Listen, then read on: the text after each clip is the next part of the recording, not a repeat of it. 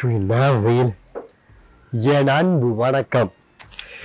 கொஞ்ச நாளுக்கு முன்னாடி வரைக்கும் இந்த தக்காளி 20 ரூபாய்க்குள்ளதாங்க இருந்துச்சு. இன்னைக்கு 97 ரூபா. அது என்ன ஷோகேஸ்ல வச்சு பார்க்கறதா இல்லை சமைக்கிறதா? தக்காளி இல்லாம டேஸ்டியா சாம்பார் வைக்கலாமா? நல்லதான் ஏறிடுச்சே. அதுக்கப்புறமா பண்ணிடலாம். SR food products 100% natural, no chemical, எந்த கலப்படமும் இல்லாமல் இன்ஸ்டன்ட் டயபிட்டிஸ் ஃப்ரீ தோசை, சிறுதானியம் பொங்கல், ஃப்ரெஷ் மசாலாஸ்ன்னு எல்லா ஐட்டமும் ரொம்ப ஃப்ரெஷ்ஷாக உங்கள் வீடு தேடி வந்துட்டுருக்கு. ஸ்க்ரீனில் இருக்க நம்பருக்கு இப்போவே ஆர்டர் பண்ணுங்கள். 1.5 நெல்லிக்காய் சைஸ் புளியை நான் தண்ணி ஊற்றி ஊற வச்சுக்கிறேன். ஊற்றிட்டு ஒரு வெங்காயத்தை நான் கட் பண்ணிக்கிறேன். நான் முருங்கைக்காய் போட்டு சாம்பார் வைக்கிறேன். உங்களுக்கு வேணும்னா கேரட்டோ இல்லை கத்திரிக்காய் போட்டு கூட வைக்கலாம். நான் முருங்கைக்காய் மட்டும் காய்கறியில் யூஸ் பண்ணிக்கிறேன். ஆல்மோஸ்ட் எல்லாம் ரெடி. இப்போ நான் செக்கில் ஆட்டின நல்லெண்ணெய் இருக்குல்ல, அதை ஒரு குழிக்கரண்டியில் பாதி குழிக்கரண்டி ஊற்றிக்கிறேன்.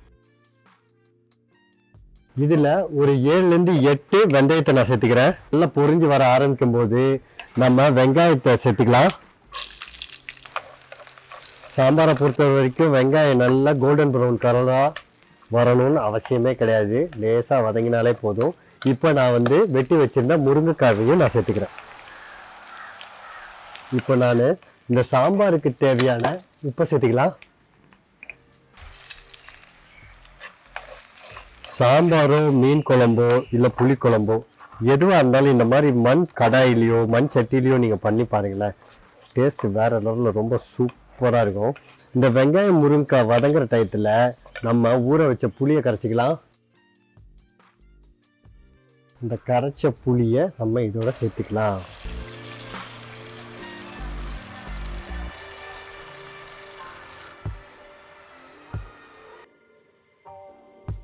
நீங்கள் என்ன முருங்கைக்காய் மேலேயே புளி தண்ணியை ஊற்றிட்டீங்க, புளி தண்ணி ஊற்றினா வேகாது தெரியும்ல அப்படின்னு சில பேர் நினைப்பாங்க. அப்படிலாம் ஒன்றும் கிடையாது.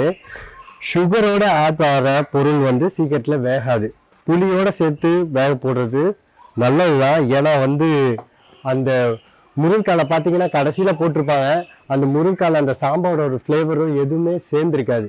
அந்த புளிப்பு தன்மை கூட அதில் உள்ளே போய் சேர்ந்துருக்காது.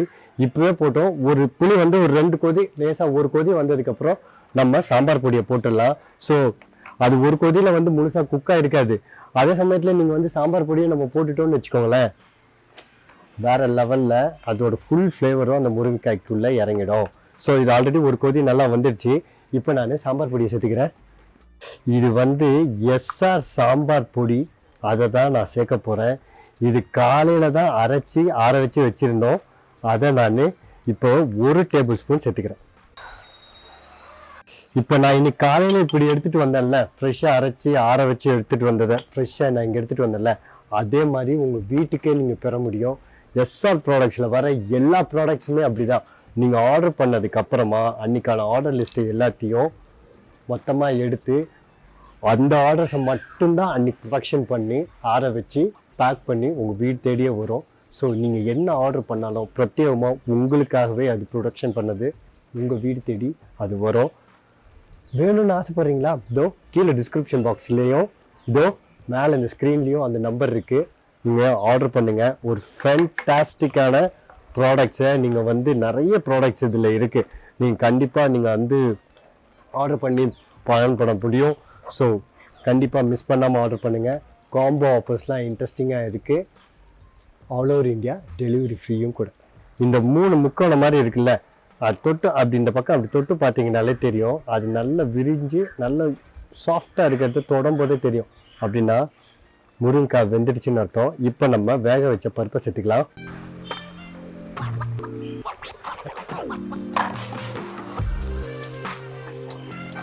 பருப்பை போட்டு நல்லா மிக்ஸ் பண்ணிவிட்டு நம்ம கொஞ்சம் தண்ணியும் ஊற்றிக்கலாம். நான் வேக வச்சு போட்ட தோரம்பருப்போட அளவு என்னன்னா 1 டம்ளர் போட்டிருக்கேன். அந்த 1 டம்ளர் வேக வச்ச தோரம்பருப்பு ஒரு 4 பேர்த்துக்கு ரொம்ப நல்லாவே இருக்கும், கரெக்டாக இருக்கும். அதுக்காக தான் இந்த எல்லா அளவும் நான் பண்ணியிருக்கிறது. நீங்கள் சொன்னீங்க தக்காளிலாம் சாம்பார், சரி எப்படி அந்த டேஸ்ட் பேலன்ஸ் பண்ண போகிறேன்னு சொல்லவே இல்லையே. இதோ சொல்லிட்டா போச்சு. இந்த தக்காளி நம்ம ஆட் பண்ணுறதுக்கு பதிலாக நம்ம என்ன பண்ணோம், புளியை சேர்த்தோமா. புளி வந்து நார்மலாக இந்த அளவுக்கு ஒரு நெல்லிக்காய் சைஸ் தான் சேர்க்கணும். நான் 1.5 நெல்லிக்காய் சைஸுக்கு நான் சேர்த்துட்டேன். ஸோ அந்த டேஸ்ட்டு இதில் பேலன்ஸ் ஆகிடும். எந்த குறைபாடுமே இல்லாமல் தக்காளி போட்டு எந்த டேஸ்ட் வருதோ அதே டேஸ்ட்டு இதுலேயும் முழுமையாக பெற முடியும். இந்த மாதிரி மண் பாத்திரம் இருந்துச்சுன்னு வச்சுக்கோங்க, மிஸ் பண்ணாமல் பண்ணிடுங்க. ஒரு வேல்யூபிளான விஷயம் உங்களுக்கு டேஸ்ட்லேயும் இந்த ஹெல்தி வைஸ்லேயும் இதில் நீங்கள் பார்க்க முடியும். சூப்பராக இருக்குது. இப்போ நான் என்ன பண்ண போகிறேன், இது ஒரு கொதி வந்துடுச்சு. இப்போ நான் இதோ தேங்காய் இருக்குல்ல, தேங்காய் வந்து நான் வந்து கொஞ்சோண்டு ஜீரகம், அதாவது காமுறி தேங்காவை திருகி அதில் அரை டீஸ்பூன் ஜீரகத்தை போட்டு அரைச்சிதை வச்சுருக்கேன். அதை நான் சேர்த்துக்கிறேன். போட்டு ஒரு கொதி நல்லா வந்துருச்சு. இப்போ கேஸ் ஆஃப் பண்ணிட்டு நம்ம இதை எடுத்து தனியாக இப்படி வச்சுக்கலாம். ஸோ தாளிப்பு போட்டுடலாம். தாளிப்பு எப்போவுமே இந்த நிறைய 99% ஆஃப் த டிஷ்ஷுக்கு வந்து தாளிப்பு கடைசியில் போட்டால் தான் டேஸ்ட்டு, அந்த அரோமாவை அப்படியே வீடு ஃபுல்லாக மணக்க வைக்கிற மாதிரி அந்த டிஷ்ஷை எலவேட் பண்ணுறது அது கடைசியில் போடும்போது தான். ஸோ ஸ்டார்டிங்கில் போட வேண்டாம். என்னோட பர்சனல் சஜஷன், தாளிப்பை கடைசியில் போடுங்க. ஸோ எல்லாமே ரெடி, தாளிப்பை போட்டு முடிச்சிட வேண்டியதுதான். 2 டேபிள் ஸ்பூன் நான் நல்லெண்ணெய் சேர்த்துக்கிறேன். எண்ணெய் நல்லா காஞ்சிருச்சு. இப்போ நான் 1 டீஸ்பூன் கடுகு, 1 டீஸ்பூன் உளுந்தப்பருப்பு, அதை ரெண்டுத்தையும் நான் சேர்த்துக்கிறேன். போட்டு நல்லா வெடிக்கும் போது கொஞ்சமாக கருவேப்பிலையும் சேர்த்துக்கிறேன்.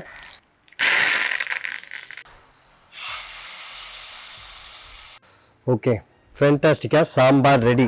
தாளிக்கு போகிறதுக்கு முன்னாடி கருப்பாக என்னமோ போட்டிங்களா, அது மிளகு. இந்த டிஷ்ஷு மட்டும் இல்லை, நான் எந்த டிஷ்ஷு பண்ணினாலும் அதில் சேர்ப்பேன். ஏன் சேர்க்குறீங்க அப்படின்னு உங்களுக்கு தோணுச்சுன்னா கீழே டிஸ்கிரிப்ஷன் பாக்ஸில் ஒயம் ஆடிங் பிளாக் பெப்பர்ன்ற வீடியோ லிங்க் இருக்குது, போய் பாருங்கள். உங்களுக்கே நல்லா புரிஞ்சிடும். பிடிச்சிருக்குல்ல, அப்போ என்ன பண்ணணும், ஷேர் பண்ணணும். ஏன்னா life is better when we share.